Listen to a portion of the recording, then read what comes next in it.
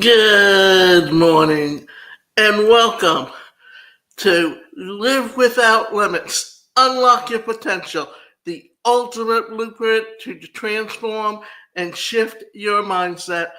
I'm your host, Davida Shinsky. Now, have you ever had one of those moments where in the heat of the moment you said something you immediately wish you could take back? I'll never forget the time I was arguing with a close friend. I was frustrated, they were frustrated, and before I even realized it, I blurted out something I didn't mean, something that cut deep. The look on their face said it all. In that instant, I knew I had crossed the line and even thought of apology that even though I apologized later, the damage was done. It's nothing I think about often because it reminded me how powerful and hurtful words can be when spoken in anger.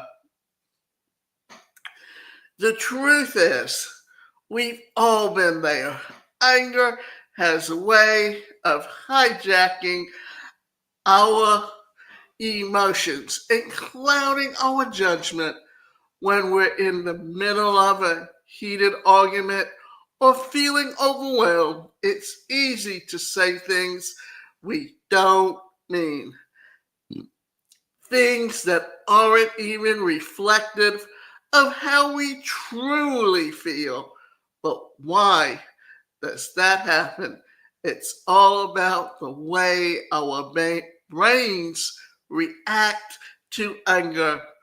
When we're upset, the part of our brain responsible for emotional regulation, the prefrontal cortex, essentially takes a back seat. Meanwhile, the amygdala, the part of our brain responsible for the fight or flight responses, takes control. This means we're more reactive, less rational, and far more likely to say and do something impulsive. The problem is, those impulsive words don't just disappear after they're said. They can linger, causing pain, resentment, and even damaging trust in our relationships. What's even more frustrating is that these words often don't reflect how we truly feel. They're just a symptom of the moment's intensity. So, in today's episode, we're going to tackle this head on. We'll explore why we say things we don't mean in anger and the underlying triggers, how to prevent speaking in anger or recognizing the signs and using strategies to calm down. And most importantly, what to do when you've already said something hurtful, how to take responsibility, repair the damage, and rebuild trust. If you even felt the sting of regret after a heated argument, this episode is for you. So let's dive in and learn how to transform those fiery situations into opportunities for growth and healthier communication. What is the science behind anger? Let's start by breaking down what actually happens in our brains when we're angry. Anger is a natural emotion, but it's also one of the most reactive ones. When we feel anger building, it triggers a chain reaction in the brain. The part of our brain responsible for this reaction is the amygdala, which is part of the limbic system. This is your brain's alarm system. It senses the threats and puts you in the fight or flight mode. When the amygdala takes over, it essentially hijacks your rational thinking. The prefrontal cortex, that part of your brain responsible for logic, reasoning, and self control, takes a back seat. This means that in the moment of anger, you're far more likely to react impulsively, saying or doing things without fully thinking them through. It's why you might blurt out something hurtful that you don't even mean, only to regret it later when the anger subsides and your prefrontal cortex comes back online. So, what are some common triggers that make us lash out? Now that we know what's happening in the brain, let's talk about what sparks these reactions. Anger is rarely random. It usually stems from specific triggers. Here are some of the most common ones. Stress. When we're overwhelmed or stressed too thin, our tolerance for frustration drops. Even small annoyances can feel monumental. When we're under constant pressure, feeling unheard or invalidated, one of the quickest ways to ignite anger is feeling like your thoughts, feelings, or needs are being dismissed, whether it's in a personal relationship or at work. This sense of invincibility can make emotions boil over. Unresolved issues. Sometimes anger in the moment isn't really about what's happening, it's about past frustrations that haven't been addressed. This unresolved emotions can resurface in an argument, magnifying the intensity of your reaction. Understanding your personal triggers is a powerful step in managing your anger.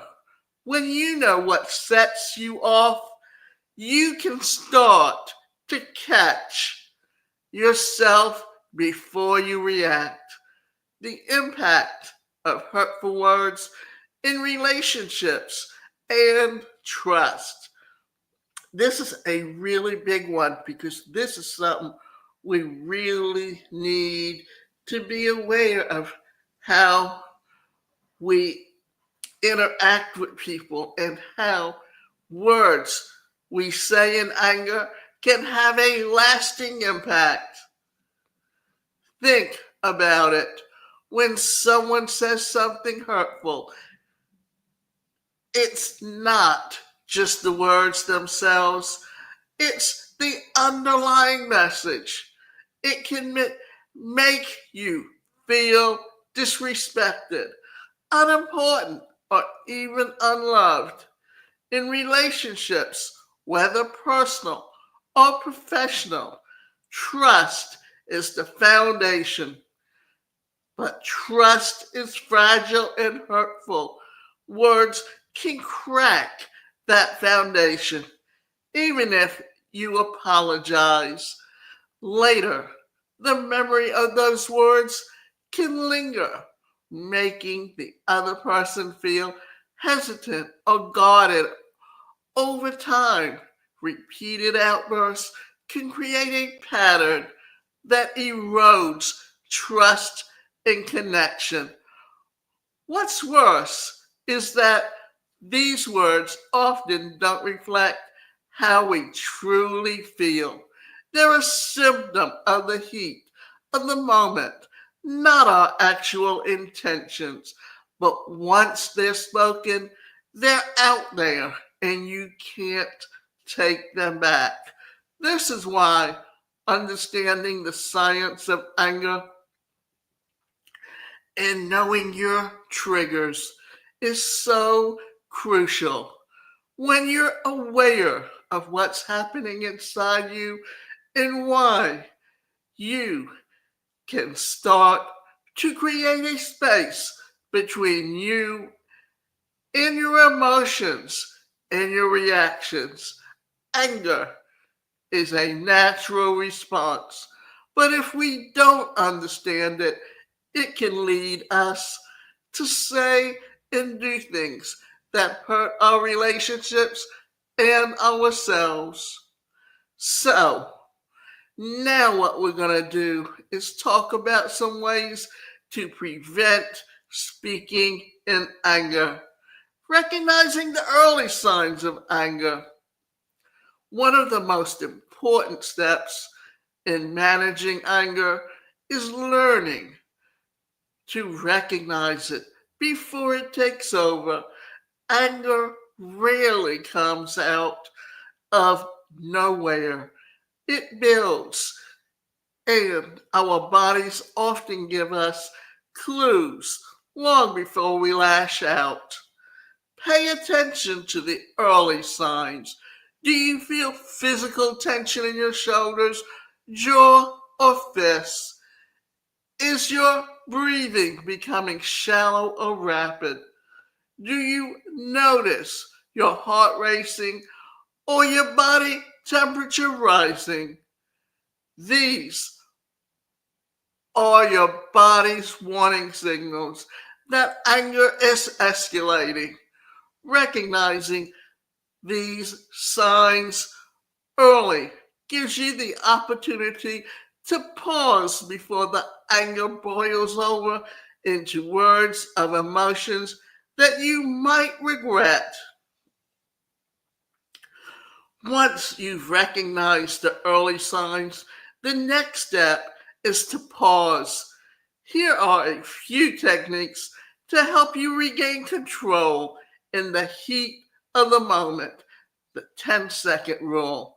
When you feel anger bubbling up, take a deep breath and count to 10 before responding. This simple act gives your brain a moment to catch up, letting your rational mind step in before your emotions take over. It may feel small, but it can be the difference between a calm response and a heated outburst. Deep breathing or grounding exercises, controlled breathing, is one of the most effective ways to calm your nervous system. Try inhaling deeply for 4 seconds, holding it for 4 seconds, and exhaling for 4 seconds. Repeat this a few times. If breathing isn't enough, try grounding techniques. Focus on your senses. Notice 5 things that you see, 4 things that you can touch, and 3 things that you can hear, 2 things you can smell, and 1 thing that you can taste. This shifts your focus away from your anger and back into the present moment. Now, we're going to talk about some delay phrases. If you're in a conversation and feel anger building, use phrases to create a pause, such as, let me take a moment to think about this before I respond. Can we come back to this in a few minutes? These phrases buy you time to calm down while allowing and showing the other person that you are still engaged in resolving the issue. While pausing and calming techniques are great, in the moment. Long-term anger management comes from practicing emotional awareness and self-reflection regularly. Ask yourself, what are my common triggers? How do I usually react? And how does this affect my relationships? What emotions or unresolved issues might be fueling my anger? Journaling can be an excellent tool for uncovering patterns of gaining insight into your emotions. The more aware you are of what's driving your anger, the better equipped you are to be and to manage before it escalates. Incorporating mindfulness or meditation into your routine can also help you build emotional resilience.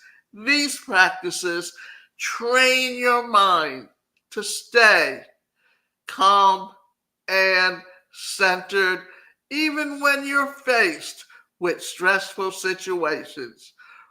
Recognizing the early signs of anger and using techniques like pausing, breathing, and emotional awareness can help you take control of your responses and avoid saying things that you don't mean.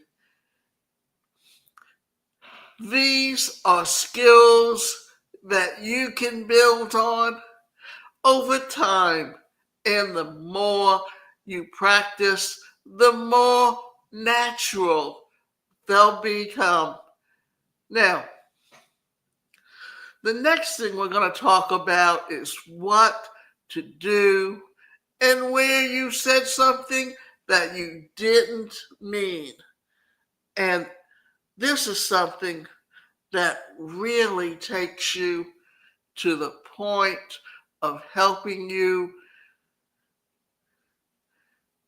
to acknowledge and take responsibility. Why apologizing sincerely is crucial to repairing relationships. Phrases to take on ownership, like, I'm sorry for what I said. It was out of anger and unfair. Emphasize with the other person. Acknowledge the hurt caused and validate their feelings. Learn and grow. Reflect on the situation and identify what you'll do differently next time. Share your information to improve and rebuild trust. And remember, what your goal is to build long-term strategies to manage anger. And managing anger is the one thing that can help you get into building stronger and healthier relationships. One of the most effective ways to prevent anger from taking over is by practicing mindfulness and emotional regulation every day. Think of these practices as strengthening a muscle. The more you do it, the easier it becomes to stay calm, even in a stressful situation. Mindfulness involves being present in the moment without judgment. You can start with something as simple as a daily breathing exercise or a short meditation. For example, try setting aside 5 minutes in the morning to focus on your breathing. Notice how it feels to inhale and exhale. This practice helps trim your mind to stay grounded. So when anger arises, you're better equipped to manage it. Emotional regulation goes hand in hand with mindfulness. It's about recognizing your emotions and as they come up and responding to them in a healthy way. One powerful tool is the name it to tame it technique. When you feel anger rising, say to yourself, I'm feeling frustrated. I'm angry right now. Simply naming the emotion helps reduce it and its intensity and gives you a moment to decide how to respond. Of course, anger often comes up during conflicts, so learning how to communicate effectively is crucial.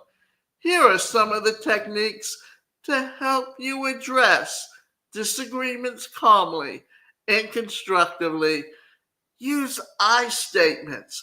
Instead of blaming or accusing, express how you feel when you need when and what you need. Instead of saying, you never listen to me, try, I feel unheard when I'm sharing something important. And I'd like us to work on that.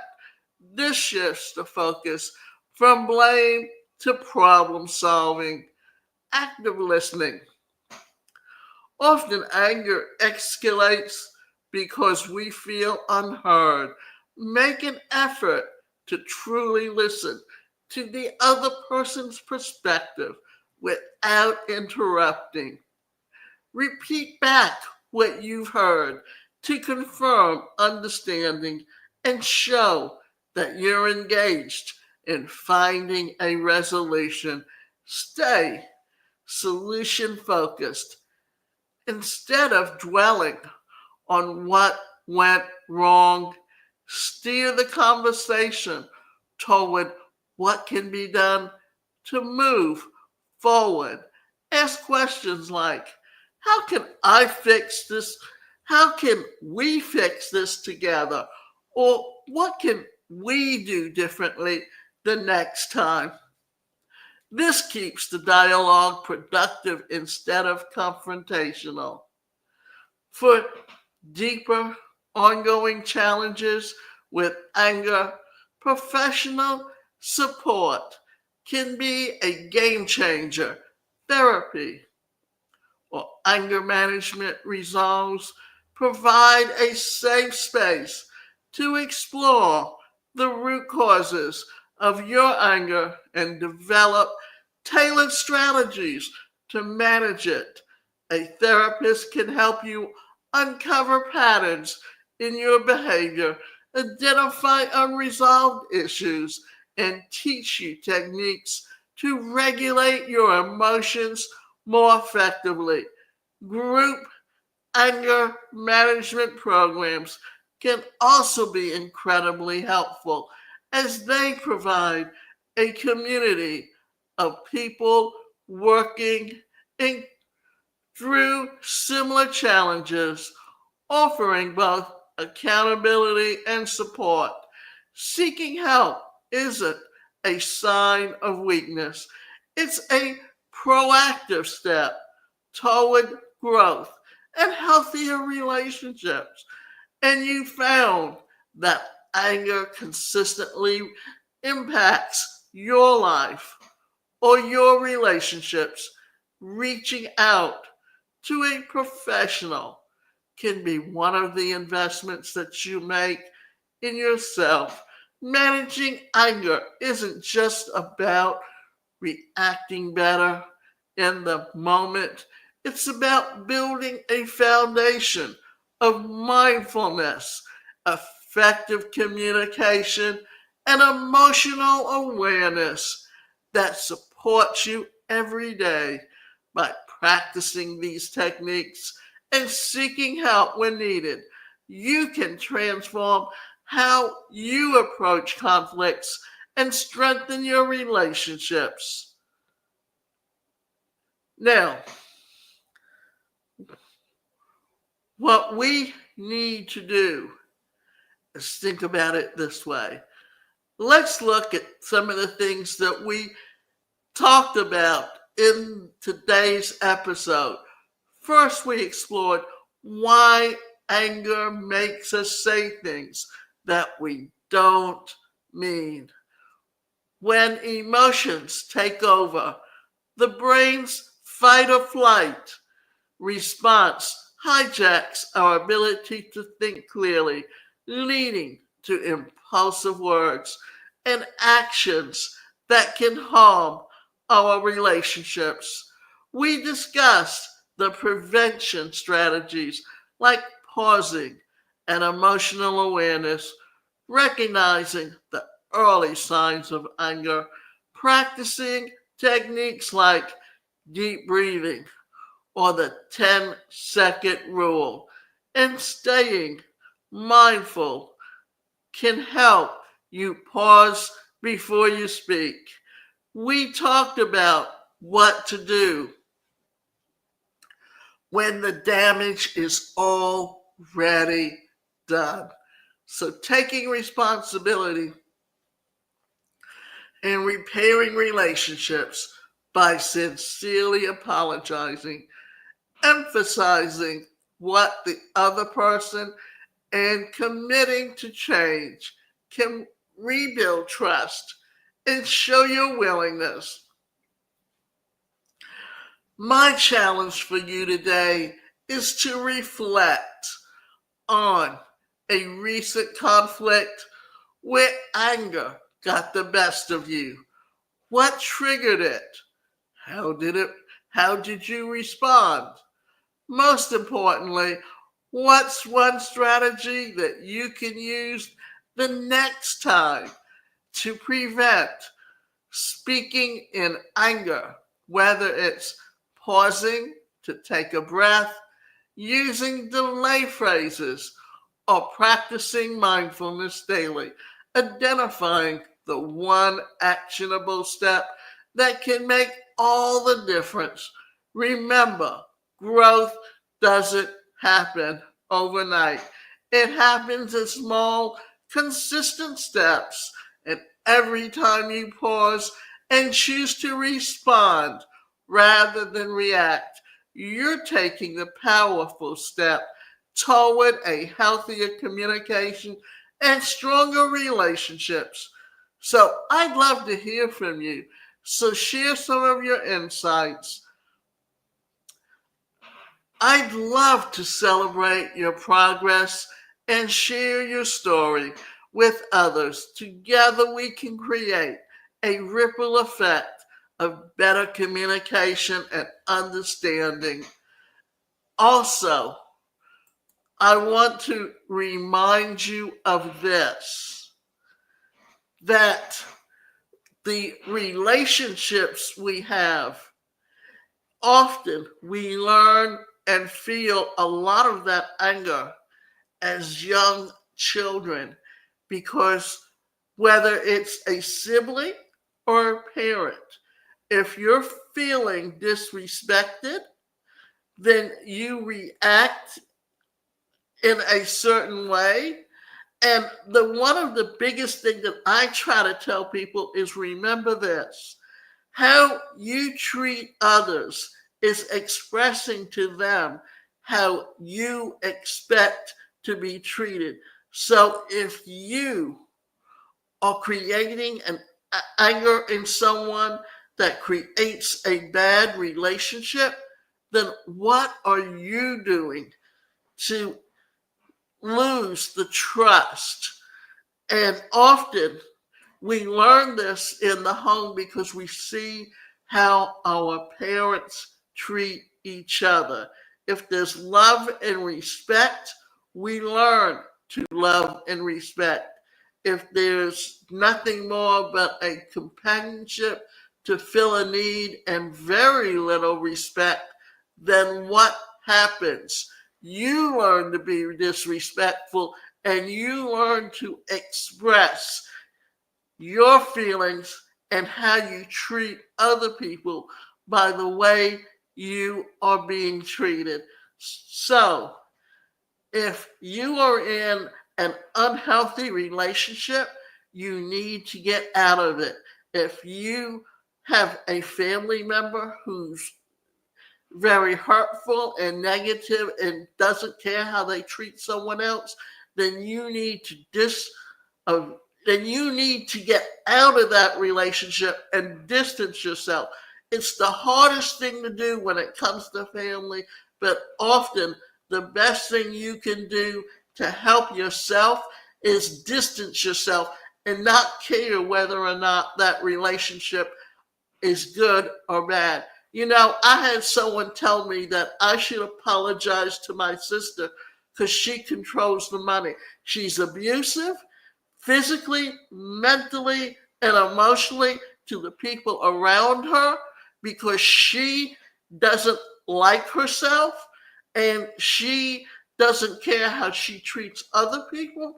Well, you know what? I have no relationship with her and it doesn't bother me because I'm better off away from her. And just because she controls the estate does not mean that I have to allow her to continue to abuse me. And remember, if you have a family member that's doing the same to you, you need to distance yourself from them also.